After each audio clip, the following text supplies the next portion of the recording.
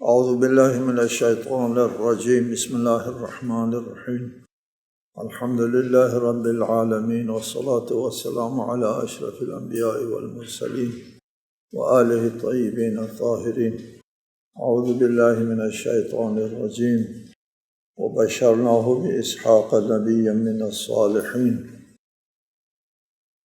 سورہ صافات آیت 112۔ اور ہم نے ابراہیم کو اسحاق کی بشارت دی کہ وہ صالحین میں سے نبی ہوں گے۔ حضرت اسماعیل علیہ نبینا علیہ السلام کی قربانی کے بعد اللہ تعالیٰ نے ایک اور بیٹا عنایت فرمایا۔ ان کو اسحاق کہتے ہیں۔ پہلے آپ کو بتایا کہ بائبل نے حضرت اسحاق کو ذبیح اللہ نامزد کیا ہے کہ جو راہ خدا میں ذبح کے لیے پیش کیا گیا تھا وہ اسماعیل نہیں اسحاق تھا۔ آپ کو بتا دیا کہ جب حضرت ابراہیم اپنے بیٹے کو ذبح کے لیے لے جا رہے تھے تو اکلوتا بیٹے کے عنوان سے لے جا رہے تھے۔ حضرت اسماعیل اکلوتا ہے، حضرت اسحاق جو ہے وہ اکلوتا بیٹا نہیں ہے، حضرت ابراہیم کا دوسرا بیٹا ہے حضرت اسحاق۔ اس کا اصل مصدر آپ کو بتا دیا کعب الاحبار ہے۔ کعب الاحبار یہودی تھا، وہ مسلمان ہو گیا بظاہر، اور وہ خبریں روایت کیا کرتا تھا یہود و نصارہ کے بارے میں، چونکہ وہ یہود کے علماء میں شمار ہوتا تھا، تو اس کی روایت کو لوگ بہت دلچسپی کے ساتھ سنتے تھے اور پھر آگے نقل بھی کرتے تھے۔ یہاں سے اسرائیلیات کے جو خرافی روایات ہیں وہ کعب الاحبار کے ذریعے اسلامی روایت میں داخل ہو گئیں۔ اس کو اسرائیلیات کہتے ہیں، اور اسرائیلیات کہہ کر کے اس کو ہمارے علماء اور محققین اس کو مسترد کرتے ہیں۔ وَبَارَكْنَا عَلَيْهِ وَعَلَىٰ إِسْحَاقَ وَمِن ذُرِّيَّتِهِمَا مُحْسِنٌ وَظَالِمٌ لِنَفْسِهِ مُبِينٌ۔ اور ہم نے ان پر اور اسحاق پر برکات نازل کی، اور ان دونوں کے اولاد میں نیکی کرنے والا بھی ہے اور اپنے نفس پر صریح ظلم کرنے والا بھی ہے۔ وَبَارَكْنَا عَلَيْهِ وَعَلَىٰ إِسْحَاقَ، ہم نے ابراہیم اور اسحاق پر اپنی برکتیں نازل کیں۔ یہ حضرت اسحاق کا خصوصی طور پر یہاں ذکر ہوتا ہے کہ حضرت اسحاق کی نسل میں حضرت ابراہیم کی نسل حضرت اسحاق کے ذریعے حضرت ابراہیم سے لے کر حضرت عیسیٰ تک جتنے بھی انبیاء مبعوث ہوئے ہیں، تمام میں سینکڑوں کی تعداد میں انبیاء مبعوث ہوئے ہیں، اور وہ نسل اسحاق سے تھا، اس لیے بارکنا علیہ وعلی اسحاق۔ وَمِن ذُرِّيَّتِهِمَا، ابراہیم اور اسحاق کی اولاد میں سے کچھ لوگ نیکی کرنے والے ہیں اور کچھ لوگ اپنے نفس پر ظلم کرنے والے ہیں۔ کچھ لوگ اچھے لوگ بھی ہیں اور کچھ منحرف لوگ بھی ہیں۔ اولاد انبیاء ہونے کی وجہ سے نسلی اعتبار سے سب اچھے نہیں ہوا کرتے، یہود کا یہ نظریہ ہے کہ یہود چونکہ نسل اسحاق سے، نسل ابراہیم سے ہے، یہ اللہ کا چہیتا قوم ہے، اس لیے اللہ تعالیٰ ان کے اوپر خصوصی مہربانی کرتا ہے، ان کو جہنم میں بھی نہیں ڈالے گا سوائے چند دنوں کے، اور ان کے اوپر عذاب نہیں ہوگا۔ یہ اللہ کا پسندیدہ قوم ہے اور اپنا اللہ فرزندان خدا ہے وغیرہ، نسل پرستی کا ایک عجیب غریب ان کے پاس ایک سلسلہ ہے۔ یہودیوں کا نظریہ یہ ہے کہ یہ حکومت کرنے کا حق یہود کو حاصل ہے، غیر یہود جو ہے وہ یہود کی خدمت گزار ہیں، ان کو چاہیے کہ وہ یہود کے لیے خدمت کرے اور ان کے خادم کے طور پر کام کرے، اس سے زیادہ ان کی حیثیت نہیں غیر یہودی۔ اس آیہ کریمہ میں فرمایا کہ اولاد ابراہیم و اسحاق یعنی یہودیوں میں کچھ اچھے لوگ بھی ہوتے ہیں جو حضرت اسحاق سے لے کر حضرت عیسیٰ تک جتنے انبیاء مبعوث ہوئے ہیں وہ سب اولاد اسحاق ہے، اولاد ابراہیم ہیں، نیک لوگ تھے، انبیاء تھے، اللہ کے برگزیدہ لوگ تھے، یہ لوگ نیکی کرنے والے ہیں۔ وہ ظالم لنفسہ، اور کچھ لوگ مشرکین بھی ہیں، اولاد اسحاق میں کچھ لوگ مشرک بھی بن گئے ہیں، آگے ان کا ذکر آئے گا کہ انسان کا نیک و بد ہونا جو ہے وہ اس آیت کے ذریعے معلوم ہے کہ وہ نسلی اعتبار سے نہ کوئی نیک ہوتا ہے نہ کوئی بد ہوتا ہے۔ وہ ایک آیت بھی ہے، جب قیامت کے دن سور پھونکا جائے گا فلا انساب بینہم، کسی نسب کا جو ہے وہ لحاظ نہیں ہوگا، ہر ایک کو اپنے عمل کے ساتھ پیش ہونا ہوتا ہے، لہٰذا نسلی اعتبار سے کوئی انسان اچھا اور برا تصور نہیں کرتا۔ ایک بات، دوسری بات یہ ہے کہ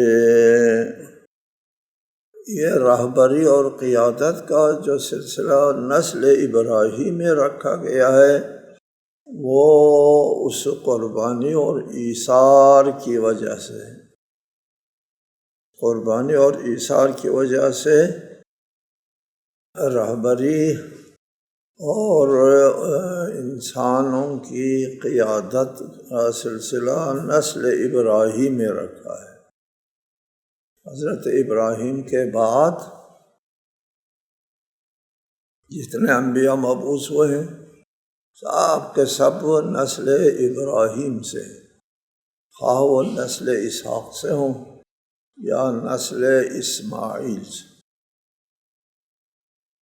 نسل اسحاق سے حضرت عیسیٰ تک وہ انبیاء کا سلسلہ جاری رہا، اس کے بعد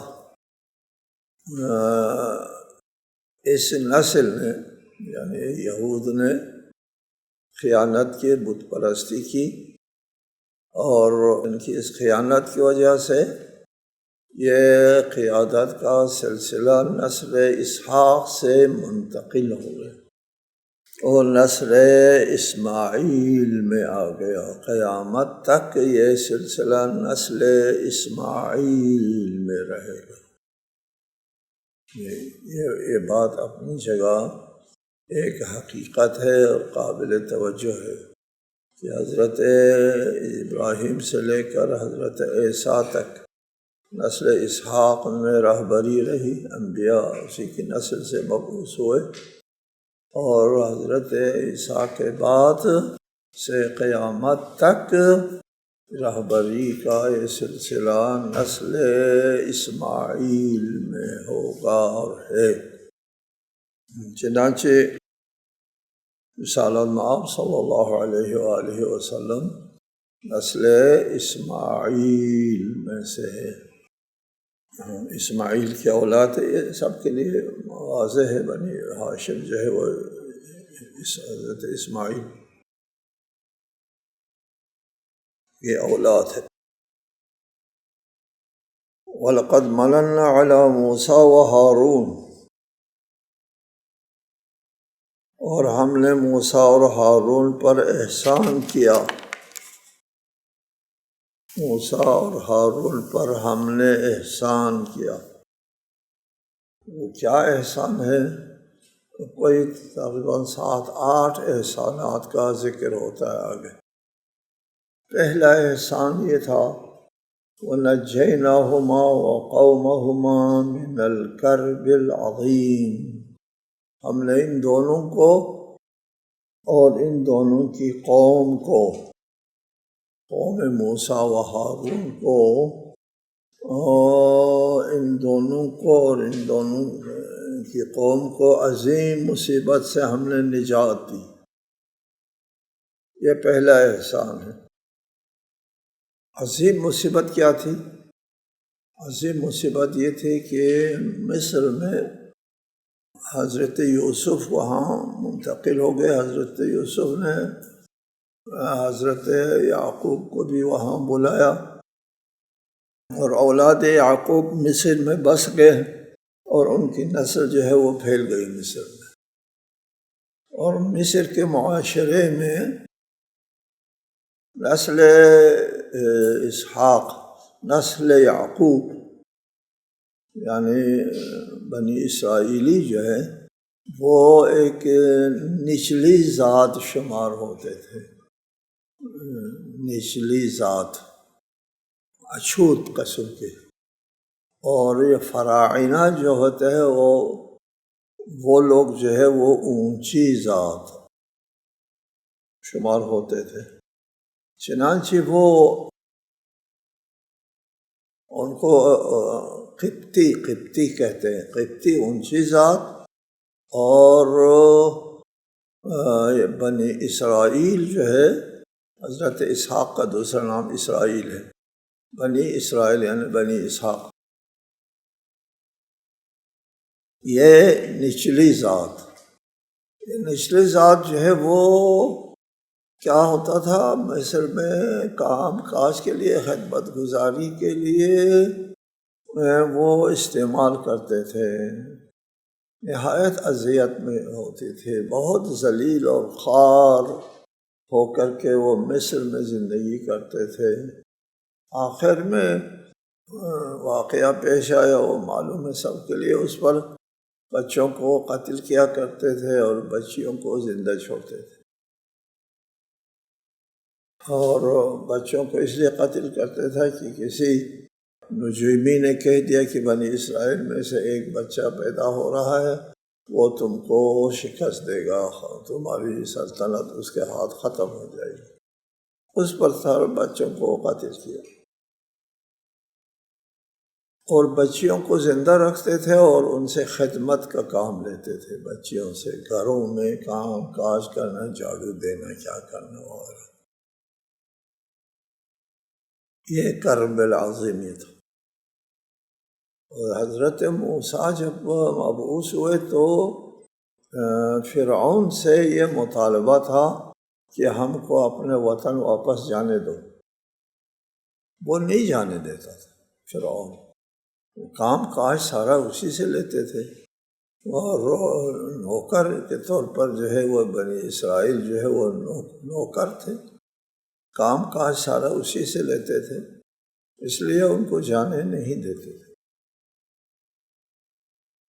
نجیناہما وقومہما من الکرب العظیم ونصرناہم فکانوا هم الغالبین۔ دوسرا احسان یہ کہ ہم نے ان کی مدد کی تو وہی غالب آنے والے ہو گئے۔ بنی اسرائیل کو فرعونیوں پر فتح و غلبہ دے دیا۔ کہاں بنی اسرائیل، کہاں فرعون۔ فرعون تھا تخت و تاج، اور نسل فرعون قبطی، بہت بڑی نسل، طاقتور نسل، اور بنی اسرائیل کیا ہے، وہ ایک کمتر نسل، خدمت گزار، کئی گزرے لوگ، بیچارے لوگ۔ یہ بیچارے لوگ اس عظیم قوم کے اوپر جو ہے غالب آ جائیں، کیسے ہو سکتا ہے؟ لیکن وَنَصَرْنَاهُمْ فَكَانُوا هُمُ الْغَالِبُونَ، بنی اسرائیل غالب آ گئے قبطیوں پر۔ یہ دوسرا احسان۔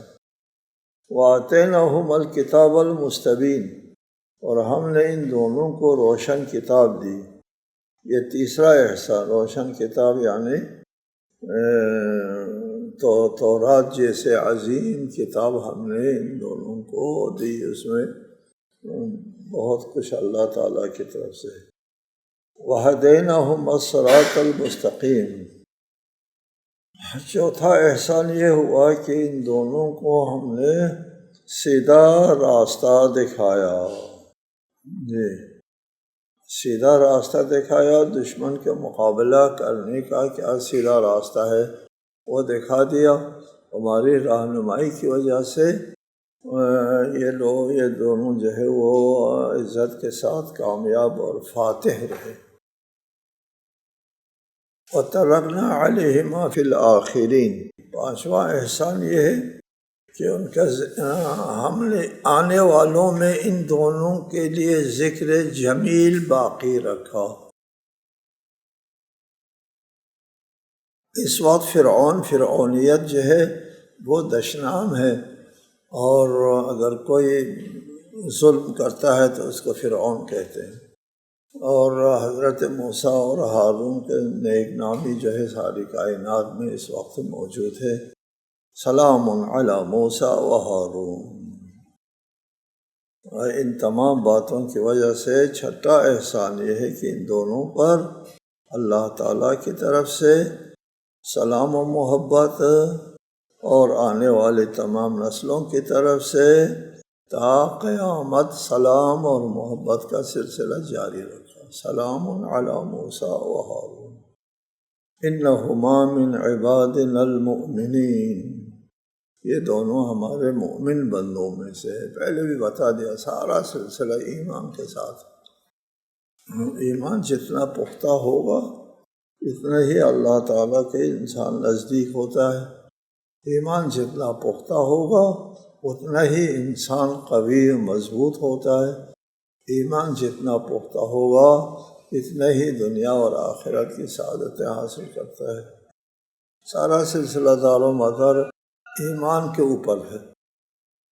کسی کا ایمان کمزور ہے یا کسی کا ایمان پختہ ہے۔ وَإِنَّ إِلْيَاسَ لَمِنَ الْمُرْسَلِينَ، اور الیاس بھی پیغمبروں میں سے تھے۔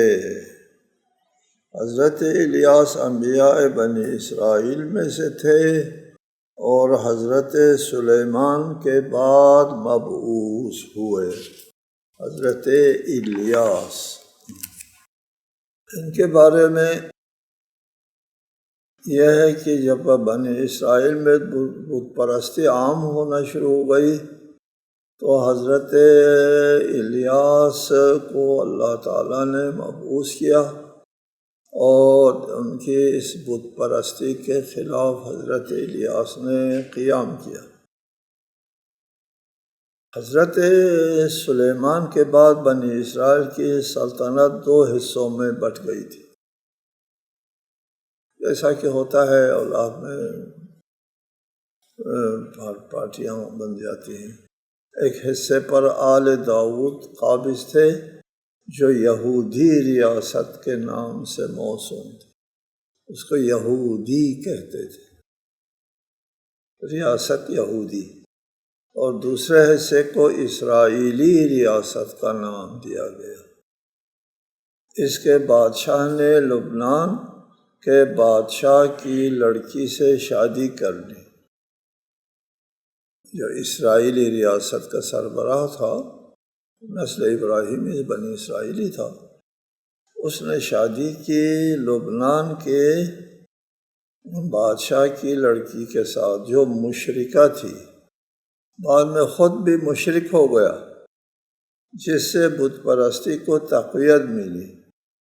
اس وقت حضرت الیاس نے بت پرستی کے خلاف قیام کیا۔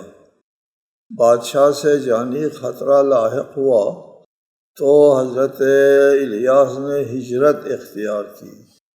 اسی اثنا میں یہودی ریاست کے بادشاہ نے اسرائیل کے بادشاہ کی بیٹی سے شادی کر لی۔ جی، جس کی وجہ سے یہاں بھی بت پرستی کو رواج مل گیا، دونوں ریاستوں میں بت پرستی آ گئی عورتوں کے ذریعے سے۔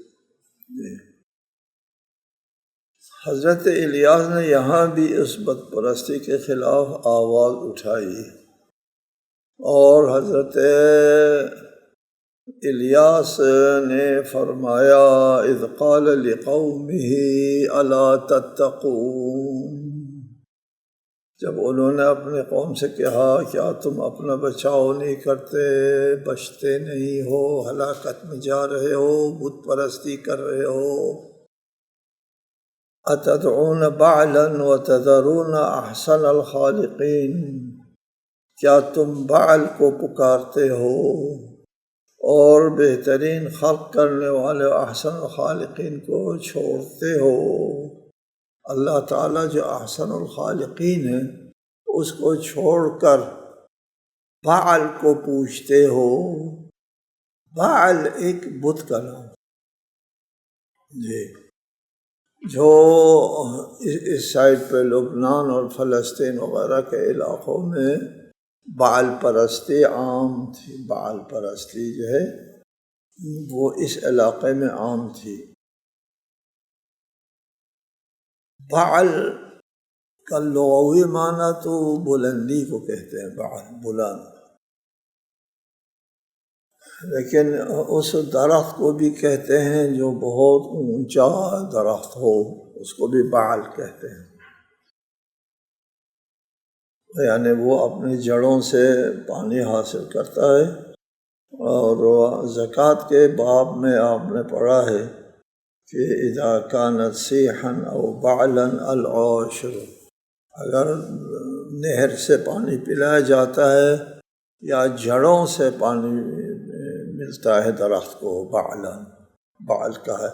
آپ کے فقہی ابواب میں لفظ بعل استعمال ہوا ہے اونچے درخت کو جو جڑوں کے ذریعے پورا درخت سیراب ہوتا ہے، زمین سے پانی کھینچتا ہے اور کئی فٹ پانی نیچے سے اوپر کو چڑھ جاتا ہے بغیر کسی بمپنگ کے جی خود چڑھ جاتا ہے، ہم روز دیکھتے ہیں۔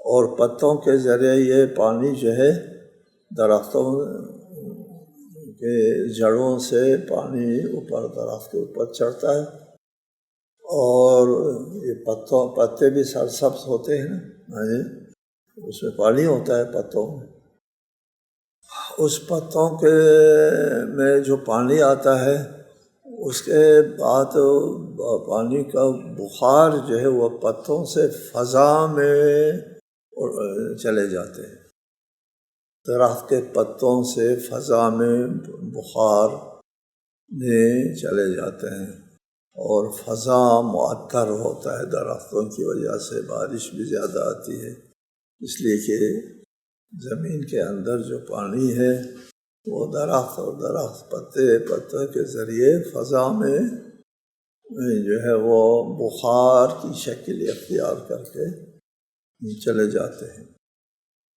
پانی کے سلسلے میں یہ ہے کہ روز اول میں جتنا پانی ہے روئے زمین میں، کروڑوں سال پہلے جتنا پانی ہے اتنا پانی ابھی بھی ہے، نہ کم نہ زیادہ، نہ کہیں اور سے پانی آتا ہے، نہیں جو موجود پانی ہے وہ کم ہوتا ہے۔ کیا ہوتا ہے؟ یہی پانی سرکل ہوتا ہے۔ حتیٰ کہ کہتے ہیں کہ ہو سکتا ہے کہ جو پانی کا قطرہ آپ کے آباء و اجداد کے سر پہ گرا تھا یقیناً وہی قطرہ آپ کے سر پہ گرا ہو، چونکہ پانی سرکل ہوتا رہتا ہے۔ ٹھیک ہے جی، اس درخت کو بعل کہتے ہیں۔ تو بت پرستوں نے اپنے بتوں میں سے ایک بت کو بعل کا نام دے دیا، بلند قامت، اونچا معبود، خصوصاً لبنان، شام، فلسطین کے علاقوں میں بعل پرستی عام ہے۔ اور اس کے ساتھ ایک اور دیوی بھی تھی جو اشقاروت کے نام سے موسوم تھی۔ کہتے ہیں حضرت موسیٰ کے زمانے میں اسی بت کو مولک کہتے تھے۔ اس کی شکل جو ہے، اس بال کی شکل کیسے بناتے تھے وہ؟ اس بال کی شکل جو ہے انسان کی شکل میں تھی، سر گوسالہ کا، جس کے 2 سینگ ہیں، سر پر تاج ہے، ایک کرسی پر ان دونوں ہاتھ پھیلائے ہوئے گویا کوئی چیز وصول کر رہا ہے، کوئی چیز وصول کر رہا ہے، دونوں ہاتھ پھیلائے ہوئے۔ یہ تانبے سے بنا ہوا، اندر سے خالی تھا، ایک تنور کے مانند چبوترے پر رکھا ہوا ہوتا تھا۔ وہ اس تنور کے اندر آگ جلاتے تھے اور لوگ اپنی قربانیوں کو اس کے ہاتھوں پر رکھتے تو سادہ لوگ یہ سمجھتے تھے کہ معبود نے اس کی قربانی کو جلا کر قبول کیا ہے۔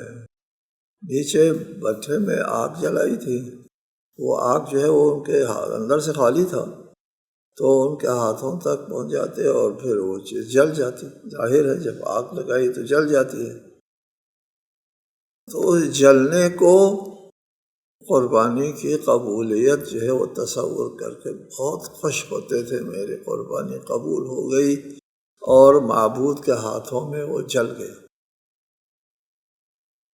یہ ہے عوام فریبی۔ آپ کو ہم کو اس وقت ہنسی آتی ہے، اس وقت ان کے ہاں اس چیز کو بڑا رواج، بہت مقبولیت، بڑا تقدس اس کو دیا کرتے تھے۔ یہ ہوتا ہے سادہ لوگوں میں۔